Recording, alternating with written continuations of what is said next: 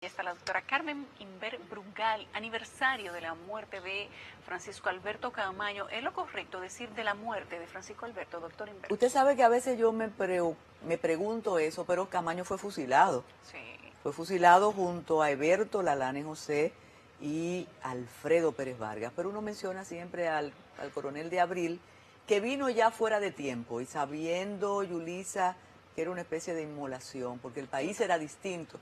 Yo comentaba, mira el despeine, pero es que como ahora no se usa mascarilla después del decreto. ¿Va a haber que maquillarse otra vez? Otra vez. Caramba, Y ya. ir al dentista también. ¿También? Sí, Sí, claro, porque la mascarilla. Ay, Carmen. Pues mira, el aniversario, calculaba las fechas con algunos jefes que andaban por ahí. Y tú no pensabas ni vivir. Fue No. en el 1973. No, ni se conocían mi papá y mi mamá. ¿No abuses? No se conocían. No se conocían. Entonces, Camaño, ahí se están riendo los muchachos. Camaño, tú sabes que fue el coronel de Abril, el que defendió la patria, el que, bueno, después de haber tenido un historial represivo, no porque era hijo de Fausto Camaño, uno de los militares más represivos junto con Ludovino, con Fiallo. Entonces Camaño se reivindica en la revolución, se desaparece después que se firme el acta de conciliación y demás, y se va a entrenar a Cuba.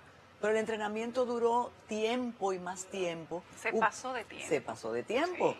Hubo fricciones con la revolución cubana, con el comandante Fidel Castro, hasta que aquí ya era insostenible la situación de los grupos que podían recibir esa guerrilla para tratar de enfrentar al gobierno represivo de Joaquín Balaguer.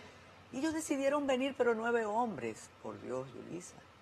Y desde que llegaron, desde que amarizaron, iba a decir aterrizaron, pero no se puede, ya todos lo sabían, las Fuerzas Armadas lo sabían, sus compañeros de armas.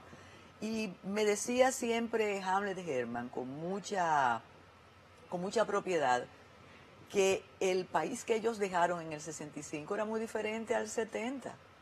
Y sus compañeros de armas del 65 eran muy diferentes al 70. Entonces ellos querían hacer una guerra de guerrilla que fue imposible.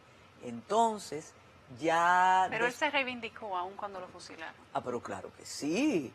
Ya descubierto, ya confirmado que estaba aquí porque uno de los guerrilleros logró llegar a la ciudad y comunicarse con los periódicos.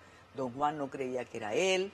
Bueno, Balaguer había volado la zona de Nizaíto donde estaba y fue fusilado. Y ahí volvemos al principio.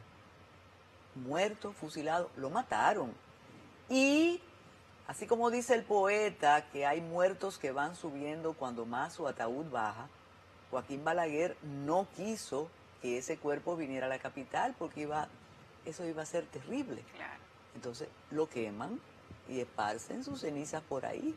Quedaron unos restos que muchos años después, en los años 80, los trajeron para hacer un homenaje, para hacer una inhumación. Algunos dicen que no eran los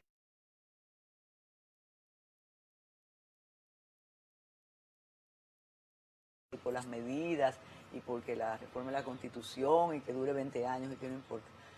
Lo destacable es que vivíamos una situación política, económica, social, que ha sido irrepetible felizmente. Había represión, había restricción a las libertades. Joaquín Balaguer estaba en un momento muy difícil de irrespeto a los derechos de los ciudadanos y las ciudadanas.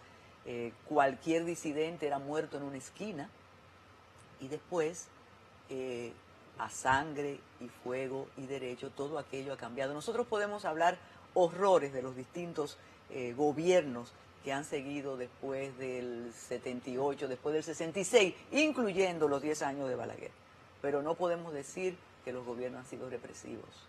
Esa es una tarea ya cumplida. Antonio, después de esa etapa no ha habido más, bueno, de los 12 años de Balaguer y todo, después de Balaguer, vamos a decir, porque sí. Balaguer no, porque Balaguer en los 10 años vino renovado. Sí, era otro. Claro, entonces recordemos, mira todos estos muchachos jóvenes oyendo la adultez. Cogiendo su clase de historia. En el 78, los primeros decretos de Antonio Guzmán fueron regreso de los exiliados, abrir las cárceles porque había presos políticos y desmontar el aparato militar que persistió hasta el 78.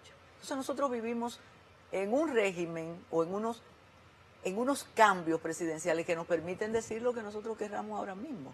Te pueden llamar, te pueden amenazar, te pueden decir no te voy a dar anuncios. Te voy a demandar. Te voy a demandar. En los tweets te dicen, te ponen hasta desnuda aunque tengas ropa. Va a llamar a tu jefe para que te vote. Sí, se hace y se dice. Sí, eso pero funciona. podemos hablar con las consecuencias de hablar. Exacto. Consecuencias a veces morales muy duras porque todos tenemos familia, todos tenemos amigos.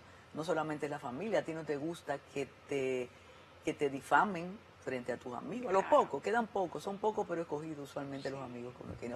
Hoy hay otra efemérides que fue la histórica y dramática suspensión de las elecciones municipales. Las elecciones municipales. Yo creo que no hay mejor persona que usted para hablar de eso, Carmen Inver. Tú sabes que yo me resisto al tema electoral para los que están ahora, pero yo sí te puedo hablar de lo que ocurrió entonces y de cómo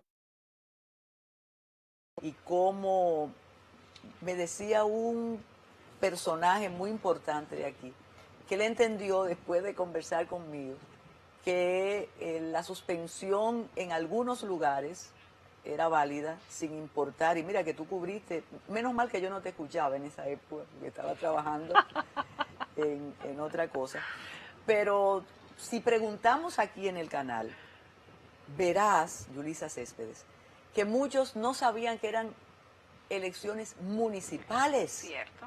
Había una confusión. Claro, si yo tremenda. suspendía en La Vega, no le iba a afectar para nada a las candidaturas de la alcaldía del Sí, distrito y sí. viceversa. Sí. Pero yo creo que también fue una falta de información que se usó de forma maliciosa. Absolutamente, absolutamente. Hubo una gran irresponsabilidad. Algún día, y para eso sí hay que esperar un poco de tiempo, los que hablan de la Junta Central Electoral tendrán que entender que un director vale más que un miembro del Pleno. Así es. Tienen un gran poder, una gran Así autosuficiencia. es. Ese día. Una ese gran día, arrogancia. Ese director, porque es uno, ese director, ese día es más importante que el presidente. Absolutamente. Y toda esa estructura está en la Junta Central Electoral. Todavía.